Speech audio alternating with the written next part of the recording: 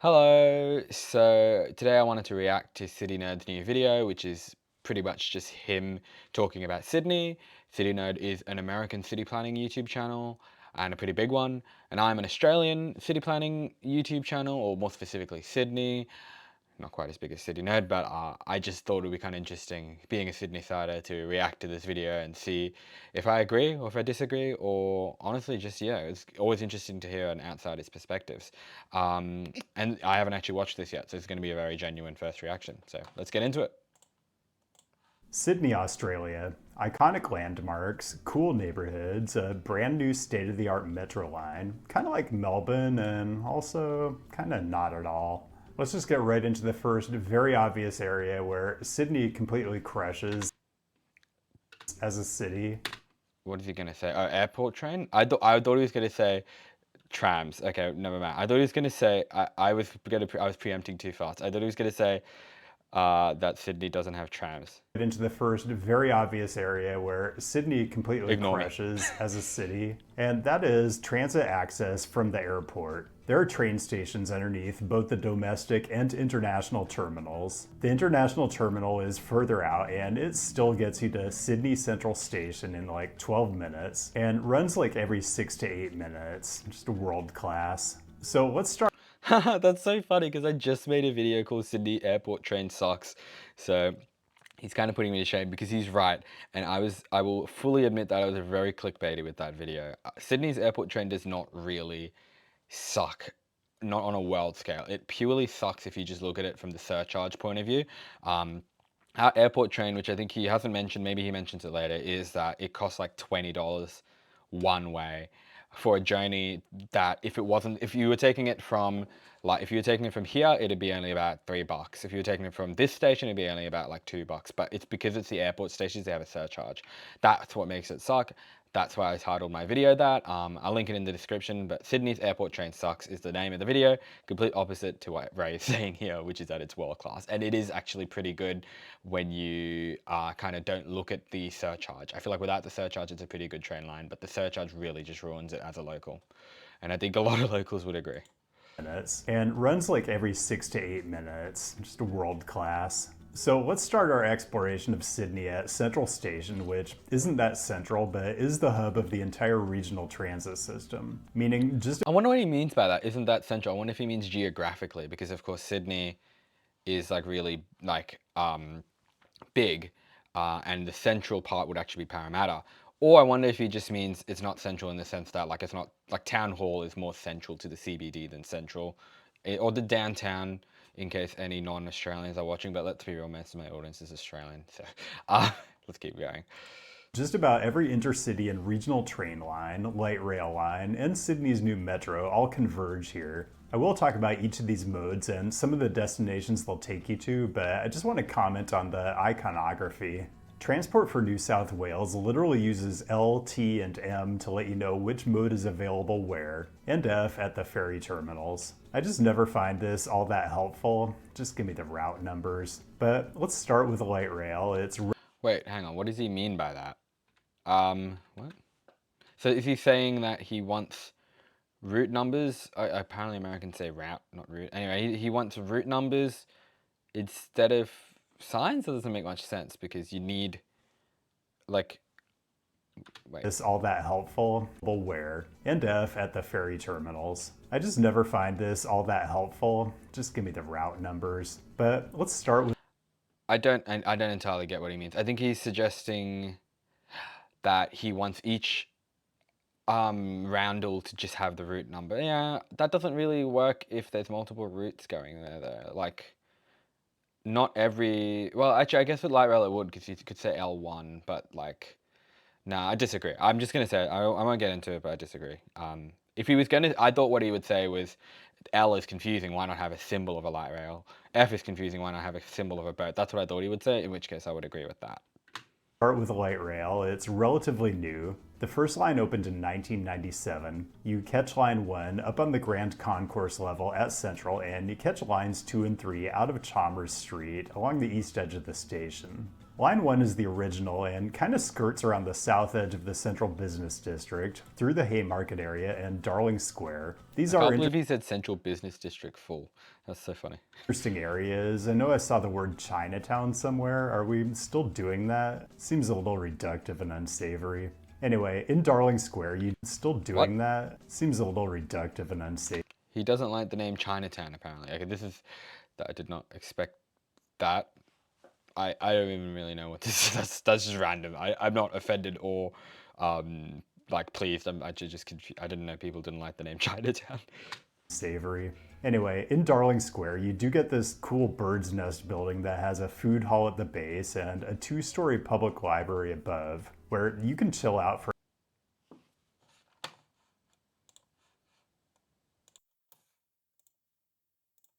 a couple hours reading environmental impact statements for the next metro line. Further north on Line 1, Darling Harbor in the Piermont neighborhood. You'll find the fish market here, which has its own stop. Line 1 actually has a pretty wild alignment. It loops through Piermont, making a bunch of stops, including this one that's in the basement of a casino hotel. Its public-private partnership's gone wild. Speaking of hotels, I didn't realize until I got here that most of the time you're looking for a pub, what you really want to Google is hotel. I don't completely understand this. It was evident in Melbourne too, but You know, I don't completely understand that either. I never understood that either. I'll give you that one. It doesn't make much sense. What happened? Okay, all right. especially here in Sydney, something to do with the licensing requirements and the early 20th century temperance movement, but the upshot is, if you come in looking for a guest room, you're probably in the wrong place. Light rail lines 2 and 3 go north from Central Station through the heart of the CBD and all the way to Circular Quay, which is important and I'll come back and talk about later in the video.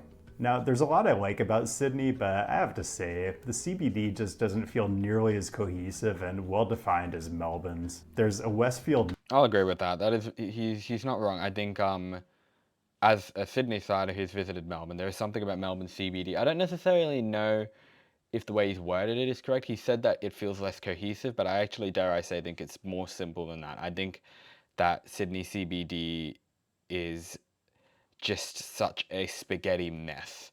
So where he says cohesive, which implies some level of like carefulness and consideration, really all it is that Melbourne has a grid layout and Sydney has doesn't. Well, it kind of has a grid, but it's barely a grid. I think that's kind of what he means, and that's how I feel in Melbourne. Like, the grid makes it so easy to get around in Melbourne, and the fact that Sydney doesn't have a grid, yeah, it really makes it feel like a mess. I completely get what he's saying. Westfield Mall with a Westfield Observation Tower, just not very well integrated into the transit system. I honestly didn't spend that much time in the CBD because really the most interesting stuff to see in Sydney just isn't here, except photo ops maybe. Well, okay. That's harsh. I reckon. I think there's a lot to see in Sydney CBD. I mean, there. And the Queen. QVB, that's, it's pretty cool. I guess it depends on what he means by CBD. Like, I mean, the Sydney Opera House is in the CBD. Maybe he doesn't think it is. I would consider it to be. Harbour Bridge is in the CBD, or I guess it's on the edge. Darling Harbour is the CBD. Darling Square is the CBD. The Rocks is the CBD. I guess maybe I have a very loose definition of the CBD, I'm realizing now. That I just think of like anything that's in the postcode 2000 to be the CBD, and all of what I just said, all of that's in that postcode. So. Queen Victoria building, which is cool enough to get its own light rail station. The QVB is like a mega arcade or like an early iteration of the shopping mall concept. Kind of the Australian version of the Galleria Vittoria Emanuele in Milan. Very elegant and also a model train store. So. Oh yeah, I love that store. Oh, I'm very glad he went and saw it. Yeah, that store's so cool. I've never even bought anything from it. I just really like seeing the trains go around that exact model. Yeah.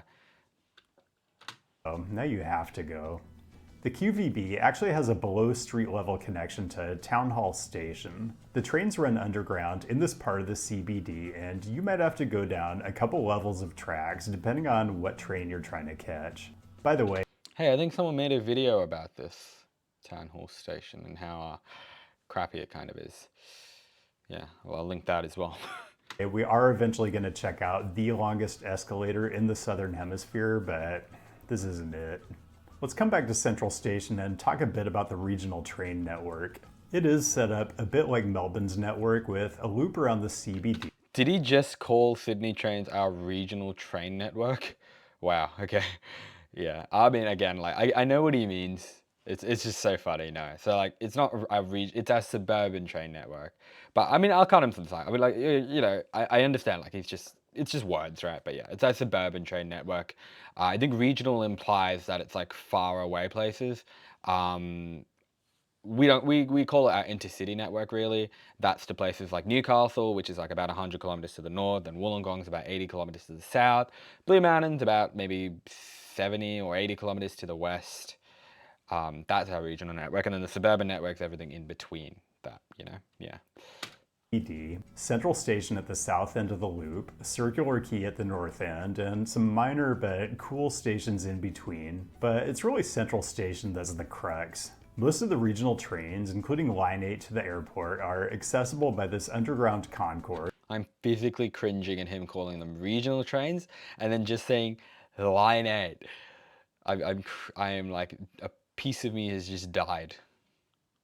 With escalators up to the platforms, and most of the intercity trains depart from the Grand Concourse, which, in my opinion, lives up to its name. It is. Kind It of is like in beautiful. Melbourne, they've adopted these portrait-style departure boards that scroll through the destinations on each line, departure times, platform numbers. It just makes it very easy to navigate Central Station, which is important because it's kind Agreed. of a labyrinth otherwise. I think that honestly, like the fact that our train lines have those numbers, because they didn't used to, the colors and the numbers, I reckon they really help with navigation. Especially the fact that the T9 used to be part of the T1 and the T8 used to be part of the T2. Segregating those, even though operationally they are still, the T9 T1 are still the same train line, and the T8 and the T2 are still the same train line. But segregating them has definitely helped with navigation. There's no doubt about that. By the way, Transport for New South Wales does have a branded fare payment system, Opal, but unlike the state of Victoria, New South Wales has joined the 21st century and will let you just tap on and off with your phone or watch. By the Yeah, way, that's one thing that really sucks about Melbourne. I'm pretty sure every other Australian capital, Brisbane definitely has it. Perth, I'm pretty sure has it. Adelaide, I don't know, but I think they actually do. I actually think, correct me if I'm wrong, it's Melbourne, I think the only capital that don't have like the credit card payment. Oh, you went to Parramatta. There you go. Okay. Express Transit Card enabled on your watch, kind of a cheat code, just not in Melbourne. A couple notes about the trains themselves. They're double decker, so if you're sitting on the lower level, you get a great view of people's feet. Not all that great for shooting video. The upper deck, on the other hand, Oh, great he went on the vantage T9. for filming all the different stations. He went on the T9 and filmed one station from Denniston. Can you believe that, guys? He was so close. He was so close. I might just have to make a supercut out of all the footage I got. It just doesn't fit here. Also, the carriages are 5 seats wide. I just don't often see rolling stock that's both 5 wide and double decker, but enlighten me down in the comments. That's so true. I feel like Sydney siders, we are so spoilt in terms of like seating capacity. Our trains, it is so easy to sit down on our trains. Like there are always so many seats. Obviously, peak hour is another story, but like it's yeah, we have a ridiculous number of seats on our trains. And what he keeps calling our regional trains aren't really even regional. Like they kind of operate as like kind of a quasi metro suburban railway. So you have like trains running through the what you would call the downtown core or whatever, like this, running like every minute. It's crazy, honestly. Let's hit a few of the key destinations on the rail network. Next stop, up the main trunk line from Central, Redfern Station. The Redfern Feels neighborhood weird to say itself, up, pretty cool, like and the down, station really. is right next to South Eveleigh, which Big, is I'm an big entire nitpicker. adaptive reuse district built out of the former Eveleigh Railway workshops. The buildings are super interesting. There are brew pubs, coffee shops, and IGA, which I didn't even know was a thing on this side of the globe. You can IGA isn't Australian? What? Wait, I gotta look this up. Okay, IGA is actually American. Breaking news to Australians. I did not know that. Yeah, I feel like there's all these things where it's like you don't realize that it's not actually Australian. Like that's one of them. I mean, Coles and Woolies are Australian, right? Yeah, I checked. Coles and Woolies are definitely Aussie. I did not know IGA wasn't. But there you go. Yeah, yeah.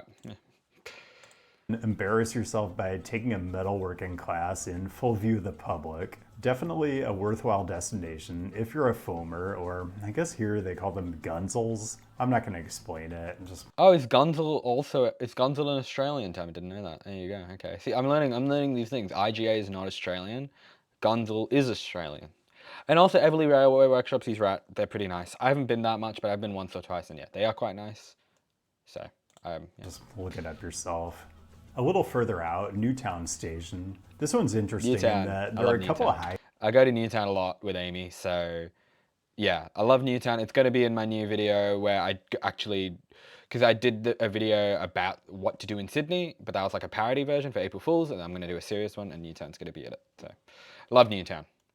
high streets that converge here, and you don't even really have to look it up to know that trams ran here in the first half of the 20th century, but I did look it up. This is King Street, and it does have some of the charm of the Melbourne high streets. And yeah, the buses that run here actually pull to the curb instead of loading and unloading in the middle of the street. So maybe operationally superior to trams in a sense, but the vibes are just a little off. Same on Enmore Street, which also converges on Newtown Station. Great spot for record shopping, apparently.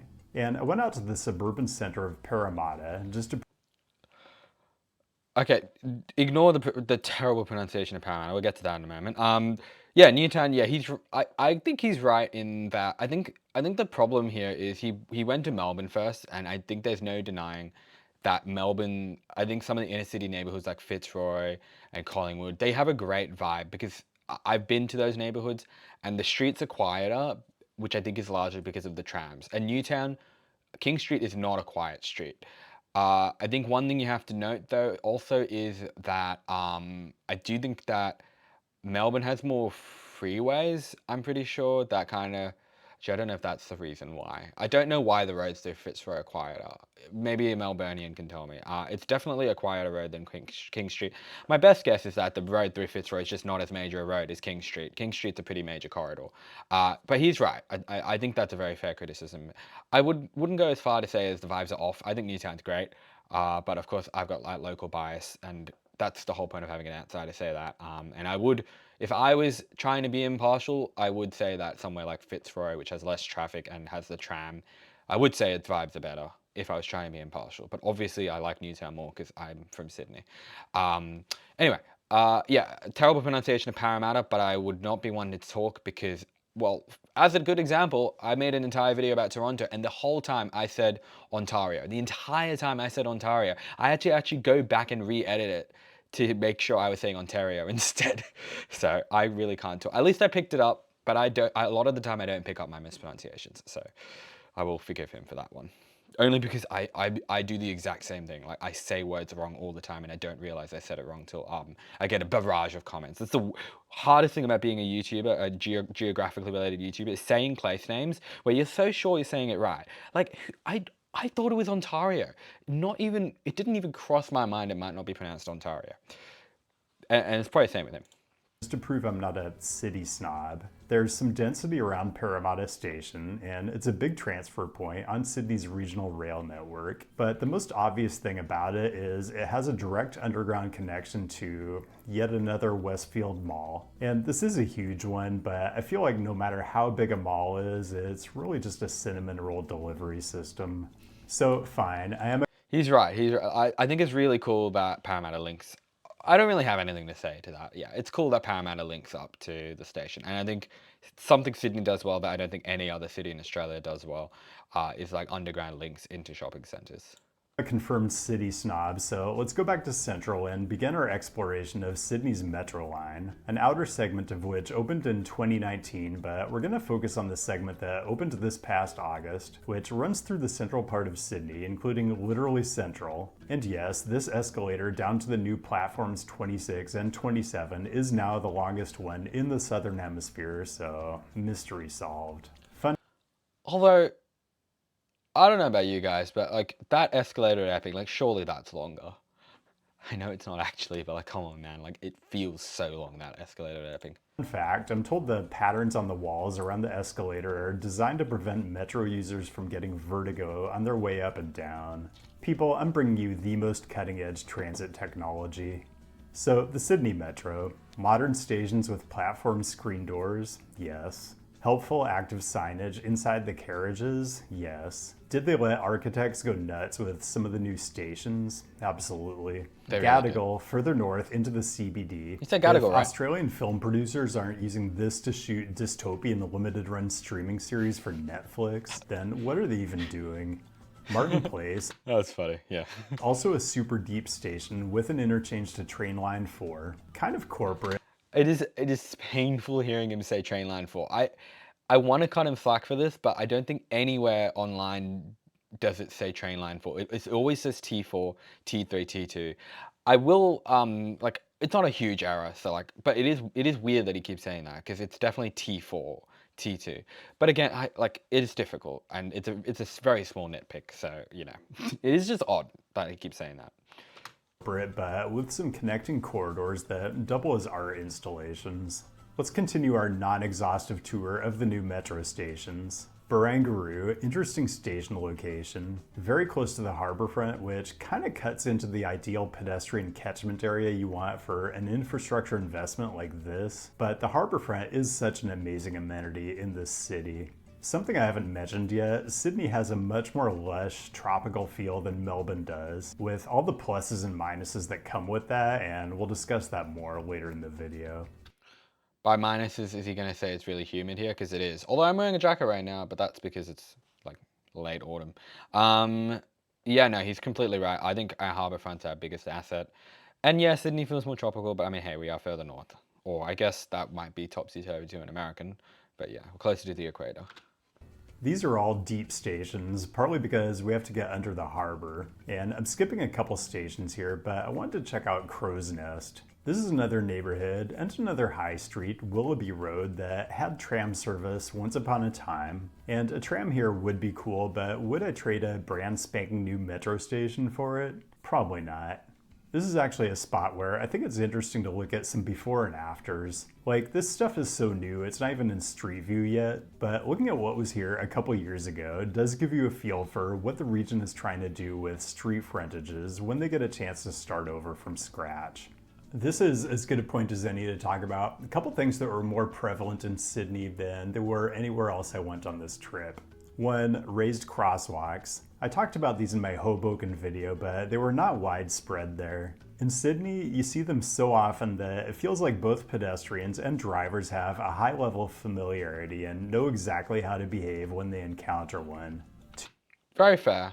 Never noticed that we have a lot of high raised crossings, but yeah, they're great because they force drivers to slow down and they're very visible to pedestrians. So that's a great point. To these high pedestrian activity zones that are accompanied by speed limits. These go as low as 10 kilometers per hour, which is like 6 miles an hour. But this one off Enmore Road, kilometers per hour, which is like 6 miles an hour. He's converting, but this right? one off Enmore Road, 50 kilometers per hour. Not sure about that one. Yeah, that's fair. I think I'm willing to bet that the American in him is thinking 50 kilometers an hour is much higher than it actually is. Like, it's not 50 miles an hour. But he is right. 50 kilometers an hour is still, it probably should be about 40 really. And I would definitely support the inner city areas doing like a blanket 40 kilometer an hour residential. Because most, for if Ray is watching this, like all our residential streets, the default speed limit is 50 kilometers an hour. I would support it going down to 40, at least in the inner city areas. I think maybe the outer suburban areas, probably lower priority. Yeah.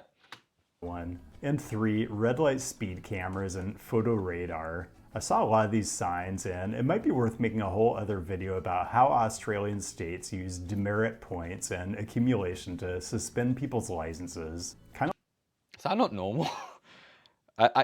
See why I like watching this video is learning all these things that aren't normal. Like, I didn't realize it wasn't normal to collect demerit points.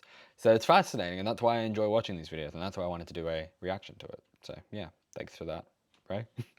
kind of like yellow card accumulation in soccer, except much better because you're disqualifying drivers. If you have arguments against systems like this, put it down in the comments where people who are not me can read them. Back to the metro. My next stop was Chatswood. Woo! Love Chatswood. I hope he has only good things to say. Although I've noticed that Ray, like he has very good points, but I think what I like is he's also got criticisms about everything I like about this city, which is kind of like uh challenges me a little bit because I kind of all only ever have a lot of the time I just have praise, and it's good to hear like kind of I guess both sides. He's presenting. I will give him credit. He's presenting a very balanced view where he's talking about all the positives of a place, and then he brings up a few negatives as well, which is kind of cool. A major transfer point to the north where you can switch between the metro and a couple different Completely unrelated. What on earth? I'm speechless. train lines. This one's interesting because you can actually do a cross-platform transfer between the metro and the regional train. One side has Hallelujah. I love cross-platform transfers. That I've talked about that cross-platform transfer at least 3 times on my channel. This is the best cross-platform transfer ever. He said regional train again. I'm starting to think maybe he's actually doing it intentionally for his viewers. Like he might not actually, he might know it's not called that. But then also, I don't know. I feel like the viewers would understand suburban train. So maybe I don't know. It's fine. It's fine. It is interesting though. has platform screen doors, the other, not really.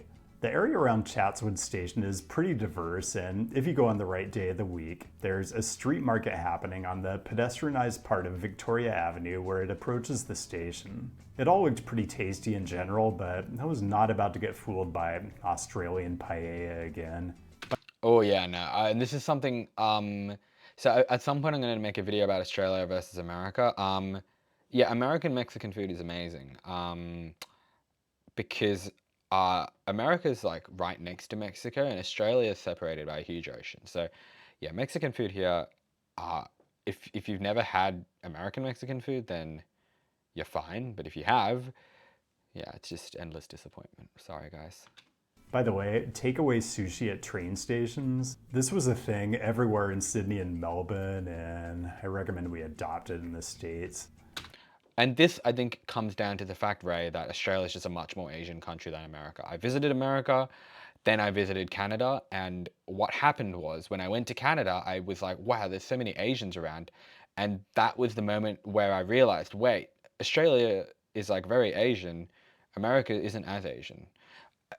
I don't know what my point is here. I guess my point is that, like, when I went to Canada, it just made the difference more. I don't know what I'm trying to say. I'm trying to say that America's not as Asian, I guess. I don't know. Let's just keep going. Oh, and I almost forgot. Of course, there's a Westfield Mall right at Chatswood Station. How could it be otherwise? And this is Why does he get so frustrated about that? Does Ray not like Westfield? I mean, it's just funny. I think it's a a joke about the fact that there's just so many Westfields. as good a time as any to mention that Australia has TK Maxx, not TJ Maxx. And the big burger chain is Hungry Jack's, which is incredibly confusing because it looks like Burger King but sounds like Jack in the Box. This is definitely not a McDonald's. The mall has a Wendy's, but it isn't Wendy's. For that matter, Woolworths isn't Woolworths. The Good Guys is a consumer electronics store, but not the one that existed in North America in the 1990s. Kmart is Kmart, but no longer exists in North America. Duty King, however, does exist, and my most fervent hope is that it enters the US market soon. Yeah, that was interesting. I think that was more aimed at North American viewers, so I don't have much to say.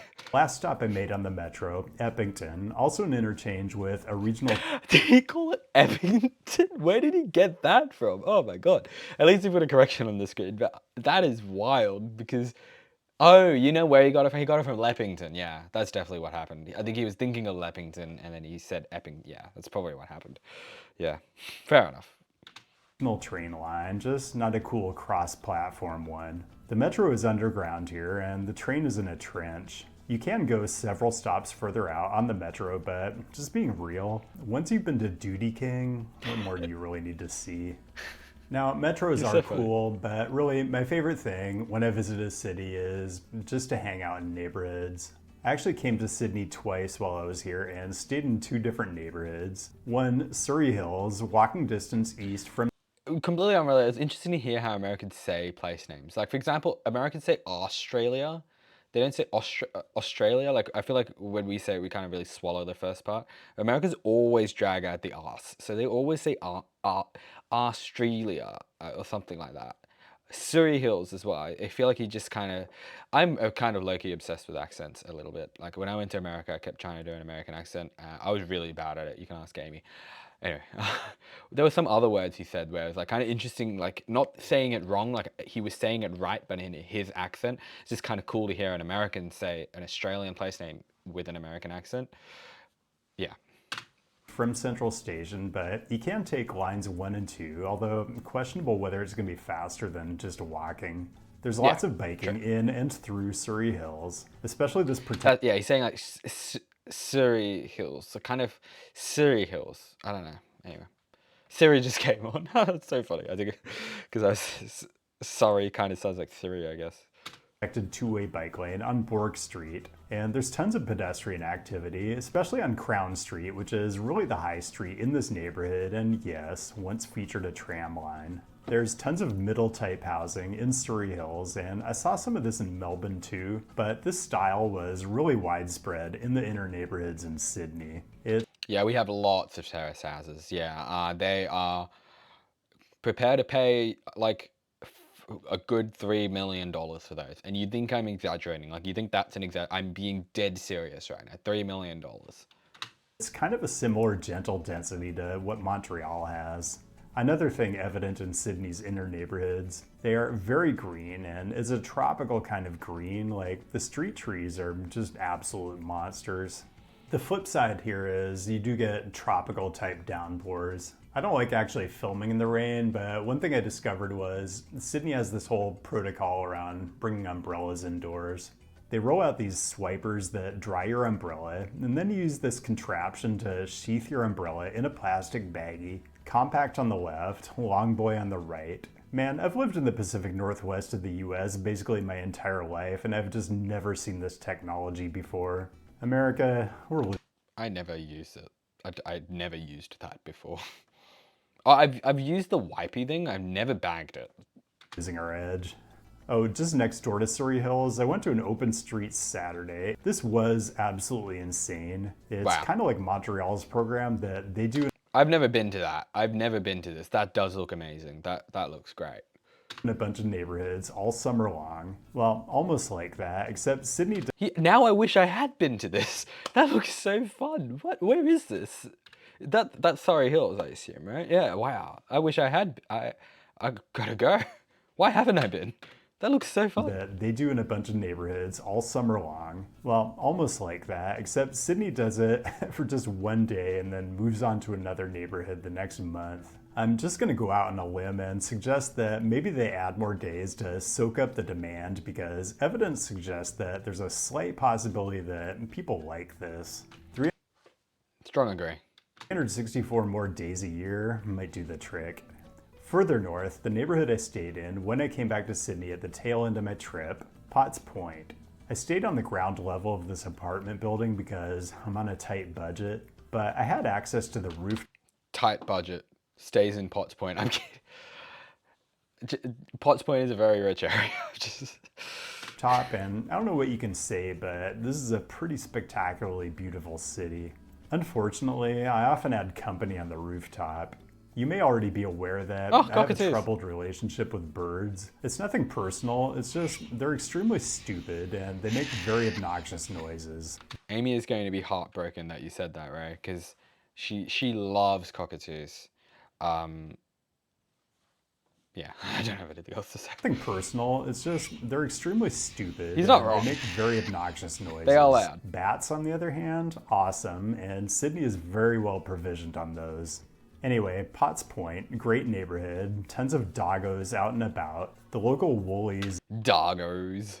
Sorry, I told you I'm obsessed with accents. is very dog friendly. The streets are lovely. There are some pedestrianized alleyways around the King's Cross train station. I believe the station only dates from 1979 when the Eastern Suburbs extension of Line 4 opened. It's nearly all underground all the way into Central Station, and I'm just endlessly fascinated by subway ads in foreign countries. You kind of get a forced immersion into a completely different way of life while you're just waiting for a train.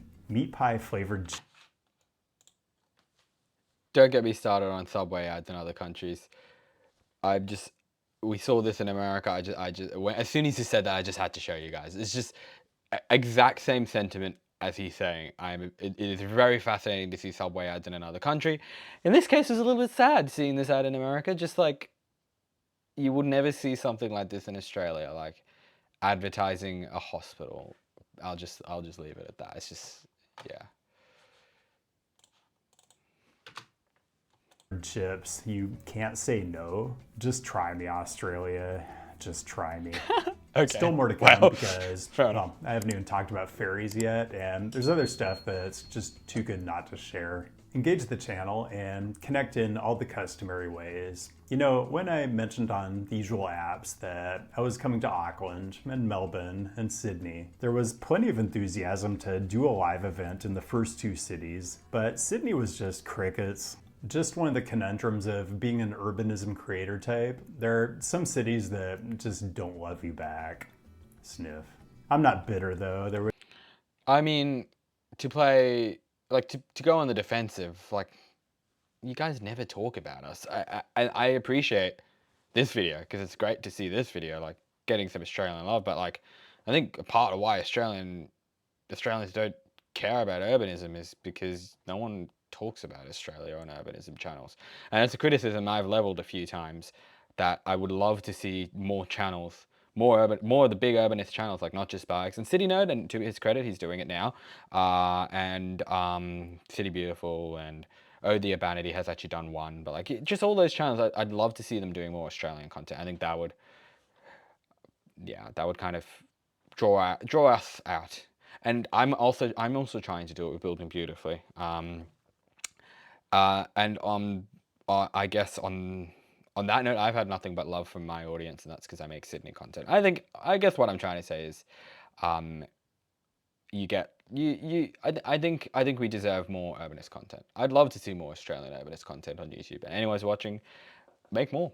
We need more because there's a lot of great urbanism in this country, but there's also a lot of bad urbanism, and we got to expose it, right?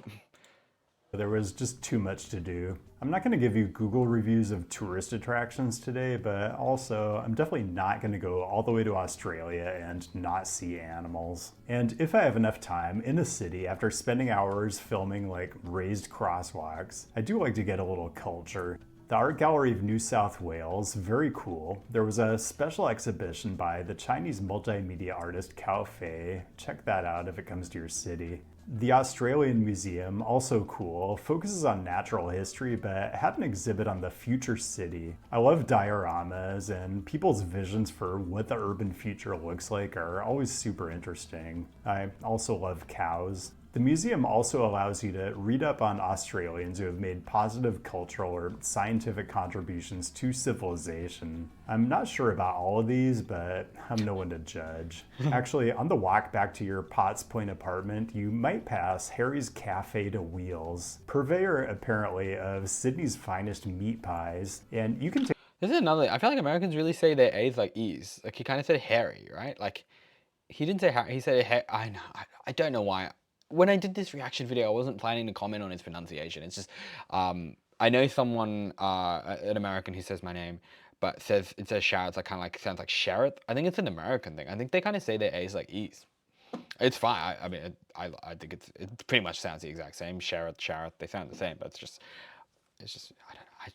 I mean, Americans always talk about how we say no, so I was just returning the favor. to Wheels, purveyor apparently of Sydney's finest meat pies, and you can take a gander at the collage of American dignitaries who have partaken. In case you're wondering, yes, I did go all the way to Australia and not see the Great Barrier Reef or Uluru or anywhere else that you essentially have to drive hundreds of miles to get to and then look at for a while. You guys Thousands of miles actually, so totally reasonable. Uluru is thousands of miles. Great Barrier Reef is thousands of miles. So I'm not criticizing you for getting it wrong. I'm trying to emphasize just how far away they are. They're so far away. Like my God, this is such a big country. Guys, I like cities. It's my whole personality. But I did take an intercity train out of Central Station a couple hours west to the town of Katoomba in the Blue Mountains. Nice, Even the nice. intercities are tap on and off with your watch or phone. It's like 6 Aussie bucks. The train ride itself is beautiful. And when you get to Katoomba Station, there's pretty decent bus frequency to get wherever you need to go in a town with a population of about 8,000. Now, the place you want to go is called Scenic World, and it is scenic, but the real reason you want to go is because it is gadget bond heaven. They give you all kinds of ways to get every possible view of the coolest natural features of the Blue Mountains. This includes the Scenic Railway, which claims to be the world's steepest, allows you to customize your launch angle, and apparently allowed extremely disturbing animals at one point. At the bottom of the railway is the scenic walkway, and let's just state the obvious here. There's a good chance you're going to come all the way to Katoomba, and the weather is going to make it impossible to see any of the supposed scenery. I was here for the rides, though. You can take the scenic railway slash funicular type thing back up to the visitor center, or you can take the scenic cableway up there. And just imagine how cool the views would be if there were more than like 10 feet of visibility. And there's the Scenic Skyway, which is an aerial tram that crosses the gorge and supposedly gives you a great view of Katoomba Falls. Difficult to say. You know what though? The weather changes pretty fast up here, so if you hang around long enough, eventually you'll probably get the views you came for. It's a 2-hour train ride back to Central Station. The trains run every hour or better, depending on time of day. So check the return schedule, and if you're early, you'll have plenty of company on the platform. Okay, I certainly cannot do a Sydney video without talking about Circular Quay. This is at the north end of the city's central rail loop. It's the terminus of light rail lines 1 and 2, and it's where you're going to catch just about any ferry you want to take. Also, big cruise ship dock and views of the harbor bridge and the opera house, which are exceedingly Instagrammable. This is all another way of saying Circular Quay is extremely touristy, but pretty justifiably so. Now, I'm not going to do an exhaustive review of every possible destination you can get to on the ferries, but I took a few. It is the same tap-on, tap-off system used for all the other public transportation in Sydney. And really, the destinations are great. I did take a ferry to get to the zoo on the north side of the harbor, but half the fun is just the views you get en route to wherever you're going. Couldn't agree more. I think our ferries are just absolutely gorgeous, like absolutely beautiful views. And yeah, he's completely right. Like, look at that. Isn't that beautiful? And you can get that for like $3.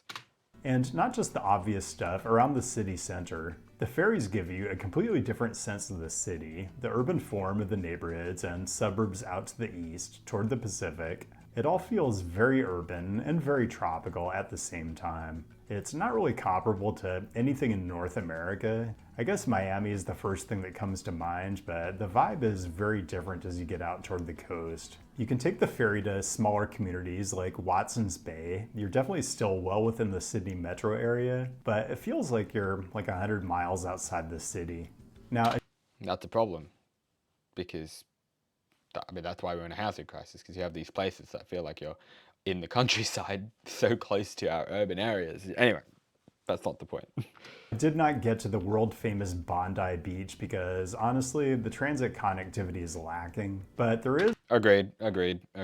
all kinds of ferry service to Manly Beach. You can take the F1, which is the standard service between Circular Quay and Manly, and it's a 22-minute ride. Or you can take the Manly Fast Ferry, which is a 20-minute ride. Honestly, just catch whatever boat leaves first.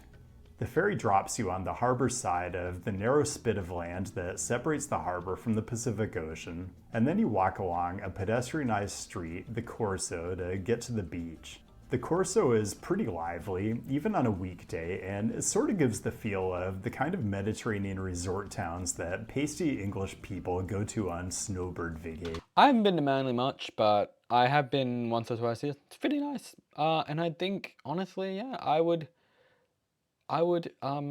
say it's definitely easier to get to than Bondi. Is it better than Bondi? I don't think I'm qualified to make that judgment. I haven't been to either one enough, but it is great. It is great. In other words, a bit tropical, but with pubs.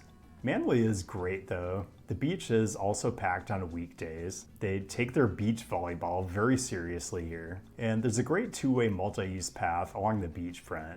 You know, I never did bike here, mostly because I just don't trust myself to remember to stay on the left. I also didn't That is so funny. I thought it'd be something like the bike paths are kind of suck, or it's hard to find a bike, but it's just you can't stay on the left. That's just so real. That's so funny. Anyway, but no, fair enough. Fair enough.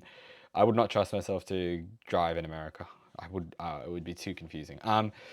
But also, but if he had said that, if he had said it's because we don't have enough bike paths, that'd be totally fair. Because Sydney does not have anywhere near enough bike paths. We need to be doing a lot better, quite frankly. really see the monstrous arachnids I'd heard horror stories about, but I have enough trouble with other local wildlife. Well, not this guy. Yeah, that's the thing. I feel like everyone's always so scared of spiders here. I say this as someone who has had huntsman spiders in my bedroom before, and I'm now just making sure they're not here. Okay, they're not, but like, yeah, we don't get that many. I mean, I've only seen like maybe 5 in my house before, but We've got no beef. Nah, I'm talking about the winged variety. Like, really, turkeys? You gotta be kidding. It's a good thing that when you've seen enough, it's only 22 minutes to get back to civilization, even on the slow ferry. And that's all I've got. Thanks for joining today, and thanks as always to the patrons whose direct support gives me the freedom to mix things up and the flexibility to I vary think my that's it. release Is schedule he gonna say anything when I else? have travel. And I'll see you then. And thanks for watching on Nebula. I think that's the whole video. Okay, great. All right, my thoughts. Pretty solid video. I know I was probably very nitpicky here and there, but no, I quite enjoyed it. So thank you, City Nerd, for making this brilliant video about my city. And I was kind of alluding to this earlier. Like, I feel like a lot of YouTube urbanists, don't really talk about Australia. So I really appreciate you making this video, because I really feel like Australia deserves to be on the urbanist global stage more.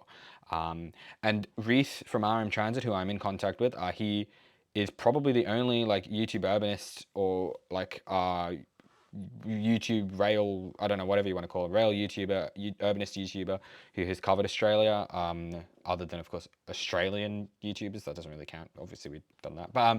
But now, yeah, now we can add City Nerd to that list. I guess Oh the Urbanity also has that one video as well. Yeah, no, but I really enjoyed it. Now, here's the thing. I also watched his Melbourne video, and I really got the sense, now comparing the two, he definitely liked Melbourne more. He didn't say it outright, but I can read between the lines. Like, I feel like in that video, I just had a sense that he liked Melbourne more.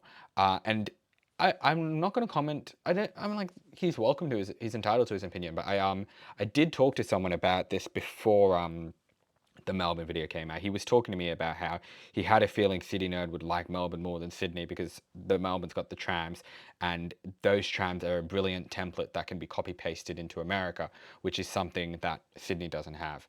And I think that person was really on the money. Like, yeah, to me it seems like Ray liked Melbourne more, and that's perfectly fine, because Melbourne is a brilliant city, and the trams are amazing. It's totally fair. There was one thing that that Ray didn't touch on, but I think this is a totally fair thing to have missed, which is that while Melbourne is definitely better in terms of, I would agree Melbourne's inner city in terms of connectivity is better, because it's flatter. The grid network is like much more legible, and the trams, like, say less, it's the trams. But he didn't really mention how Sydney's outer suburbs have much better trains and much better transit than Melbourne's inner suburbs. I don't fault him for that, because, come on, like, he clearly mostly stayed in the inner city, and why wouldn't he? Like, no one's going to go to Sydney and like head out to the hills, or head out to Liverpool, or head out to like I don't know, like Mona Vale or something, like, for fun, right? Like, you know what I mean, right? So, totally get it. But that is a very important difference between our transport networks. However, I will also say that this video wasn't even actually really about transport networks. It was actually just about Sydney as a city as a whole. Which was really interesting. And it was kind of very stream of consciousness vibes, which I didn't, having watched the Melbourne video, I didn't entirely expect that. So I thought I would be reacting to something a bit more like, kind of a bit more of a, like, and about the transport, I guess, but instead it was kind of about the tourism side of it, which is perfectly fine. Um, it was very interesting, actually. I actually really enjoyed hearing like an outsider's perspective on Sydney and what they like, and so on. Um, yeah, yeah. I'm trying to think if I had anything else to say, really. Um, I guess I hope I wasn't too hard on City Nerd for his mistakes. He kept saying train line. He said regional train. It's not a big deal. I make mistakes like that all the time on my channel. So like, I don't think he's watching, but on the slight chance he is, I don't I completely get it. Like, mistakes are natural. I only say that because um like sometimes you make videos about people and then you don't realize they're gonna watch them. So like yeah. I, like what am I trying? I'm trying to say I don't want to be too hard, too harsh. I don't even. I'm kind of like losing the plot here. 'Cause it's like it's already like 1 a.m. I probably should like go to sleep. I have work tomorrow. My point is, I hope I wasn't too hard on him like about the mistakes, because I make so many mistakes in my channel too. I mispronounce everything all the time. And honestly, there were no very major mistakes. There's only small things. And I feel like his opinions were pretty valid. And I can't help but feel a little bit saddened that I can kind of tell Sydney didn't capture him as much as like Melbourne, to be honest with you. But also like that's fine, because everyone's entitled to their opinion. And um, like I also think to an extent it's probably just like how he like makes his videos as well. Like I think he did he I think when I make my videos it is a bit different, where I kind of do tend to be a bit like, especially with the Toronto video, I spent a lot of time just talking about how amazing Toronto was, maybe a little bit too much. I think this video, and I think this is just Ray's style in general, is a lot more just kind of like just direct, just saying things, very matter of fact, not too much embellishing or like going over the top, and that's something I do a lot, maybe a bit too much. Um, yeah, I guess I would finish off by saying that if City Nerd is watching, I'd love to collab. But I am aware that I'm a pretty small channel in comparison. He's probably too busy for me anyway. But you never know, right? Like, never say never, right? But yeah, no. I'm really happy to see the international urbanist channels finally taking notice to Australia. I'm going to keep working hard to get Australia on the global stage. It's a big part of why I make my transit trek series. Like, I've got the New York video coming out in a few weeks, and a big part of why I do that is because I'm convinced that that is the best way to get to global audiences. The Toronto video, I made that. A few weeks later, released the housing crisis video, and I was already getting comments on it by Canadians saying that like they related to this. And in my head, I'm thinking they're watching this video because they just watched my Toronto video and they subscribed to me after that. So I feel like that's the way to get to overseas audiences, is to make videos about overseas places.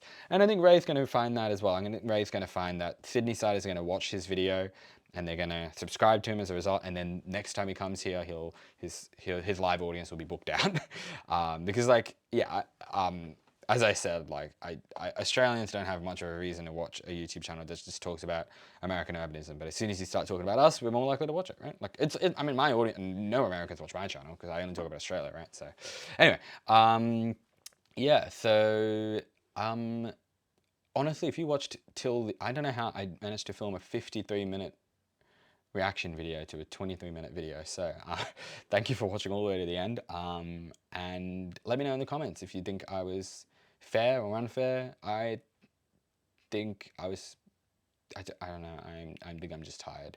I just need to go to sleep. Bye everyone.